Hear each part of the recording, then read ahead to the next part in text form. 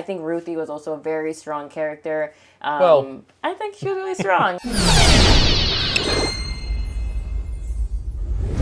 Hey, what's up guys? Jacob here. And I'm Selina. And this is Invaders. We just finished watching Supergirl in IMAX. It was pretty good. Yeah, I loved it. It was really great, action-packed, funny, really cool, just all around. I really had a good time watching it. Yeah, honestly, I think it was a good film. But this is going to be a spoiler review. So we're going to give you about 10 seconds from right now as I'm talking to leave Spoiler alert. now. Spoilers are coming and they cannot be stopped. Okay? If you haven't left already, then you're in for a ride. So here are the spoilers. Overall, I think the plot was pretty good. It was a predictable plot, but this was actually based on, I think, Woman of Tomorrow, the Supergirl comic book, primarily. Probably a mixture of different stories and whatever else. But yeah, it felt like a pretty straightforward, simple plot. With some, I think, inconveniences that the filmmakers decided to go for some reason. I have my complaints. I think the film was good, but it was,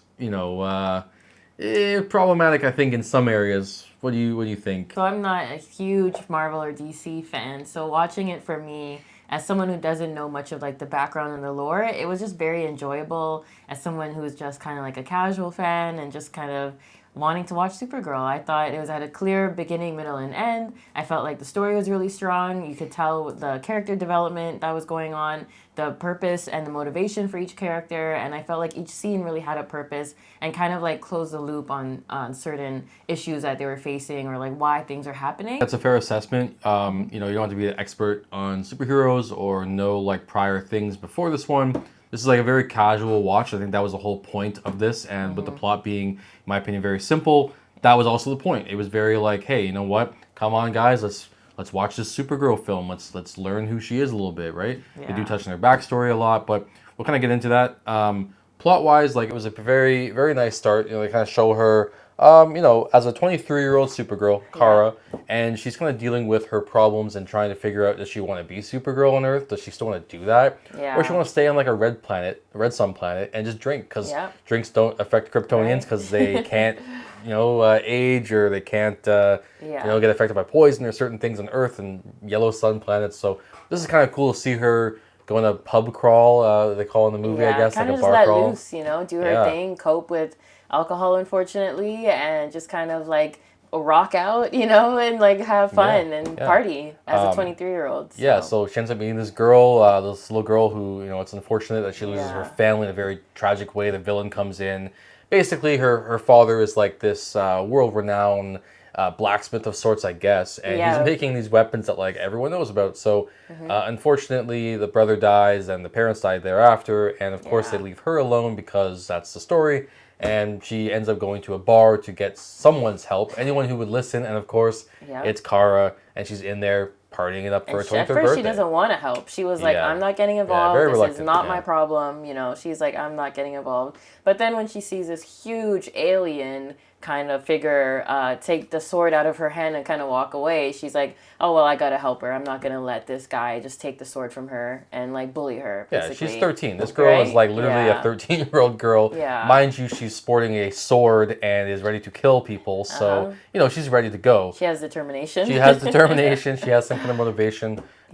Which is a problem of this film, which we'll get into. But further the plot here, of course, they link up, they get together, right? And they go on like a little mini adventure. We have Crypto there to accompany them, which is, he's always fun to watch. So after the bar scene where she beats up this alien for picking on her, she tries to go her own way. She's like, you know what, I helped you enough, like, goodbye. Yeah, and she goes off to her ship. And she has, hangover. Early in the morning, and then she hears someone knocking at her door. She's like, who could this be? And of course... Who could it possibly be? Yep, exactly. It's the 13-year-old girl saying, like, I need your help. I saw what you did in that pub. I need you to help me. Of course, Supergirl is reluctant, and she's like, I'm not going to help you. This is not my problem. Like, please leave me alone. But then, of course, Krem comes out of nowhere as he's looking for a ship because his ship was destroyed. Steals her ship, and Crypto is running towards the ship, trying to probably get on board. And sadly, Krem shoots Crypto, and it has... She shot a dog. Yes, I know. Keanu Reeves would have went crazy. Literally crazy. As they say, the boogeyman? I forgot Baba Yaga. Yes, Baba Yaga. Sure. So as that happens, of course, now Supergirl needs this antidote and needs to save Crypto, and this begins the chase. The chase, honestly, is a long chase, and we keep getting interrupted in said chase. Yeah. They end up going to, I believe, a planet to go shopping, to get things to find Krem. They need to find someone to lead them to Krem, Yes, which they're is like this looking for- other family or someone who Yeah. knows. So anyways, they end up going to a bar, and this is where we meet Lobo for the first time. So she's in the bar, and she wants to get this information, so she challenges someone because where they are, they're looking for girls. They traffic these girls Yeah. to be brides. So because she's walking in there with a 13-year-old girl, they're actually not interested in Kara, funny enough. They're actually interested in the 13-year-old girl, of course. Yeah. So she wants to arm wrestle them for the information, and they all laugh because they're these like pirate bandit guys who think they're all tough, and they don't know that she's a Kryptonian with a yellow sun in their midst. So basically, she whoops their asses, whoops them all, and they get the information they need. They go to a house where they think they're safe to get information, and of course, look who shows up. Krem, because they were sold out. The family wanted their own daughter back, so they ended up selling her out for information and whatever else. So it was pretty sad, but of course, at the end, they get out of that, they fight their way out, but there was like this massive fight scene that happened where like Kara showing off her powers, people are getting, I don't know if they're getting killed, but they're getting knocked out at least very, very brutally. Lobo comes and helps out a little bit as well, kind of does his 1-2. He didn't really utilize him that much. He did a really good job, I guess, in the scene, but I just feel like it was lack thereof Lobo. I need more Lobo, more Jason Momoa, more fighting. I would love a film on just Lobo and the lore and the story, and Jason Momoa did a great job. He's so funny too, so I would really love that. Just to progress this plot further, like the little girl was about to sneak up on Krem and basically stab him in the back or the head, whatever. And we were so close. And knowing this guy is the leader of these traffickers, these human traffickers who take children, was about to die, I had no problem with it. Morally, I was okay. It's an alien guy. He's a trafficker. No problem. But Kara had to fly and go, no, and obviously get the attention of him and just ruin it for her. Yeah. Just ruin it. I think that was just it was avoidable, I thought. Very avoidable. But, so sad that they chose to just kill that family and he escaped. So now towards the end of this film, we have Ruthye who's stuck in a jail. We have Supergirl who's stuck on another planet because of the green sun and she's losing her powers. And now this is where I felt like Ruthye was really able to showcase her strength and the fact that she really wants to she's here for one thing only, to kill Krem. And so the way she gets out of the jail, I thought that scene was really cool. We have Jason Momoa there, egging her on and kind of really locked into her, jumping on this armsman and attacking him. Now Lobo's in the jail beside her for some reason, probably because he's bored. And I know for a fact he can bust out of that whole prison anytime he feels like it. But for some reason he's setting a trap of sorts. But because this 13-year-old girl, Ruthye, breaks out, he actually is really excited. Yeah, gets the keys, and he's like, hey, break me out too. So Ruthye gets her sword back. She tries to stop Krem at the top of the ship. And you know what? Hey, the yellow sun's coming back now. Yep. Supergirl gets her powers, and she was laying in a cave, basically waiting to die. She ends up helping Ruthye at the end. And she's wearing her Supergirl costume. Finally. And this is one thing that we noticed too, that she really wasn't wearing her Supergirl costume 75% of this movie. Yeah. So to see her only wear it at the end was kind of like a letdown in a way. I think it was a big mistake. Yeah, actually. Maybe she could have worn it a little bit earlier on. It's called Supergirl. It's about superheroes. The whole point of a superhero sometimes is their costume. So I think it was supposed to be a reveal moment or a aha moment. That she's wearing this costume, she's in the sunlight, and she has her powers. She's ready to fight, and she's ready to stand beside Ruthye to fight Krem. But I honestly think that she could have maybe worn it a little sooner so that it wouldn't have felt as flat as you say. So and then that scene on top, they're fighting because you know what? They have to end this thing. They have to finally figure out what we're gonna do. Are we gonna kill this guy? Are we gonna lock him up in jail? I don't know what their actual plan was here because Kara doesn't like to kill or allow this girl to kill. Yes. She's hitting people really hard. They're definitely dying.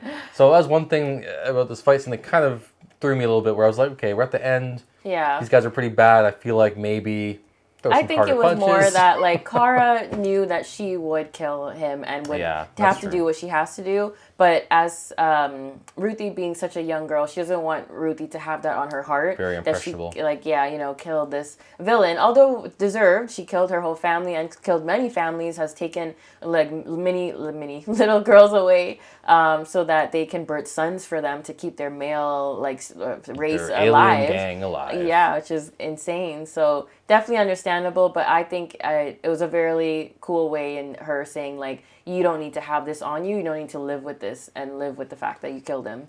And to be honest, Lobo comes again and steals the entire scene for me. I think when Lobo... Grenade. Yeah, he takes a bunch of grenades. He just starts going crazy. Yeah. Because he helps the 13-year-old girl Ruthye out, he's like, you know what? I did good. I did my part. Yeah. Now here's some grenades. And just went crazy. And again, I feel like his whole presence throughout the whole movie stole the show. Yeah, and the end scene, really, that last fight, to me, was Lobo. Like, he really helped out. Without him, I feel like it would be... worse, because she got hit by these magical kryptonite arrow things that he just made. Krem somehow was able to get kryptonite and magically put that into a device. Kind of poison, like a poison. But I question, how did he get kryptonite? Kryptonite is a rare gem from Krypton. They kind of explain in the movie with her background. They kind of go to Krypton a bunch of times throughout the film. Yeah. But they didn't really explain, like, how do people have kryptonite? Like, we know in the comics and cartoons and stuff, like, kryptonite is definitely a thing that some people have. It's very rare. So for him to have it, it just kind of felt like a cop-out. Like another poison. Like, she got poisoned 3 times this film, it feels like. Yeah, it's true. Even her family tried to poison her before, so... Yeah, it just felt like a stupid plot device they kept bringing up because they didn't know how to, like, dampen her. Because, like, realistically, Supergirl should have been able to just whoop everyone, no problem, not thinking about it. But she did. She did, but it was still like she struggled some moments. Like, she was picked up and choked out. I was like, what? Yeah, thrown against the wall and everything. It worked out in the end because obviously Lobo helped and she took out the kryptonite from her body, and the yellow sun was still up in the air at this point, so she could heal. So all in all, at the end I'll say this, that Supergirl is the one that ends up killing Krem because Supergirl talks this 13-year-old girl out of Ruthye out of killing him because morals. Yeah. I would have personally let her kill him. There was nothing else she wanted. Her whole character didn't show any signs of aggression. Actually, the whole film, she was very respectable. And coming after Supergirl for being a rude person. So there's that for you, right? Yeah. So it's kind of like, I don't know. The film, to me, was weak in some areas of the plot. I feel like some of the characters, which we'll now get into, were also dampened. They were nerfed a lot because I feel like there would be no story if they gave Supergirl the appropriate powers at the right times. Okay. At the end, she kicked ass. Like at the very end, there's a scene where she dragging Krem across the sand and punching him while she's doing it. And I thought that was showing her strength, especially when she was like going crazy and literally hitting all, attacking all the men and So now let's talk about characters really briefly. So Supergirl, Kara, I feel like her character was like a depressed kind of drunk who was trying to figure out if she wanted to become Supergirl back on Earth or just be Kara somewhere else. She lost her family in Krypton, as everyone else did, but she's dealing with it in a different way, and her character is kind of tragic in that sense, but also annoying in another because she doesn't know what she wants to be. So she's like wasting her own time, and I felt like as a superhero film, I love character development, but I want to see Supergirl be Supergirl, and I wish this film actually was just simply Metropolis. I know we just seen that with Superman, but I like to see that dynamic. I like to see like when she crash landed onto Earth and how she interacted with Clark the whole time and how he was clearly teaching her, raising her to be a superhero, right? We didn't really get to see that much in this film. Just little tidbits back and forth, little flashbacks. Flashbacks, right? But her character overall was pretty good. I mean, it was predictable, Supergirl. And I'll say this about Milly Alcock, her acting. I think she was fine. I think she looks fine as well. A lot of people are hating on her because she doesn't look like the comic version of Supergirl, which is like, hourglass figure, perfect blonde, long hair. If we look at the TV show Supergirl, that's more of what people expect Supergirl to look like. This perfect kind of like, almost like Clark. Clark looks kind of like cookie cutter. Yeah, I'm a good guy. Superhero. Chin and all, right? She doesn't. She looks like she literally came from Australia and put on the outfit, and it's cool. Just a cool girl. I think she's powerful. She doesn't have to look a certain way. I did like that about the film. It didn't go the stereotypical route. Yeah, I think she fit the role really well. Yeah, I think so. I think even like the blonde hair and just how she looks, I thought it was perfect. I thought it was really great. Yeah, definitely. Yeah. Next character I want to talk about is actually Lobo. So I said this before, but Lobo definitely stole the show for me. I think Lobo, Jason Momoa, his presence was big. Every scene he came into, I was like, wow. Yeah. I was just like, I had no opinions. I was like immediately like, yes. Yeah, perfect. Jason Momoa basically is this character with makeup on. Like if you just take off the makeup in this movie, it would still be Jason Momoa, it'd still be Lobo. Like it's just, they are the same person. It's not really, but in real life, I feel like this fits him more than when he was cast as Aquaman in the other DC movies. This is more of a natural fit. He rides motorcycles. He's gritty, kind of grunge kind of guy. It makes sense. Yeah. It really made sense. His character development, lack thereof, but because not as much. Yeah, everyone knows he was more a supporting role. Like he had kind of like, I'm gonna cause some fun, make a mess. He's a comedic relief as well, and I think like that was really cool still to see that, and especially like when they introduced him in the bar, like the first time we see him on screen, like you do get this feel that like, oh, this guy is dangerous and he's someone to not be messed with, because as Kara tells Ruthye, like, no, you don't want to go talk to him, and she tries to stop Ruthye like several times from talking to him until of course Ruthye escapes and talks to him. So yeah, I think he played it really well, and it was like really cool. Her character kind of also felt like useless in a way where she wasn't doing anything. Every time she got into like a situation where she could defend herself, she was saved. Yeah. No fighting scenes besides one in the jail cell, which wasn't really a fight, more of a trick and a choke. I think she was showing some emotion. She was really, you could see the passion, or more of like the longing is a better word to use. Yeah, longing. Of like that she really wants to kill Krem for taking away her family, and this is what all she wants. This is literally her focus. And so I felt like she was showing that, like, that longing, that emotion, and even that, like, persistence with Supergirl, saying, like, no, like, I want you to help me, and, like, if you're not going to help me, then I'll just go to someone else, you know? So, yeah, I think it was good that way. Krem, the villain, Krem. So I want to talk about him as well. I feel like he seemed generic. He did seem a little bit generic. Yeah. This film was very Guardians-esque. I know it wasn't James Gunn who did it, but it seems like they kind of took...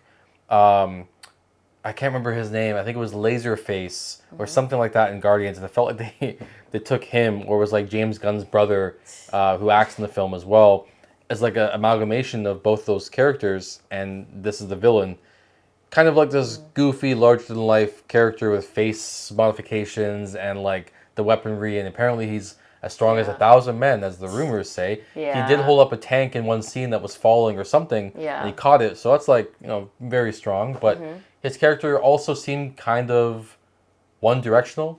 He's a bad guy who steals kids for breeding purposes, for the planet or his race or whatever it is to live on. Yeah. But beyond that, there was no other motivation. There was no like understanding the villain. Yeah, it was a straight up, hey, this is the bad guy, and we're gonna get the bad guy, which I'm fine with. Yeah. But I feel like they also built this guy up as he's a real threat, when in reality he wasn't.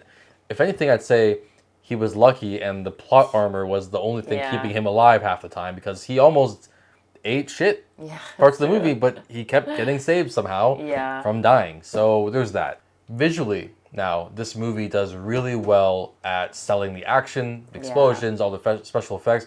Nothing felt forced. In recent years, Marvel has kind of gone down the drain a little bit in terms of their VFX. I think it's more weak. Black Widow comes to mind immediately with like this last explosion scene with Black Widow and her sister. Terrible. Just terrible.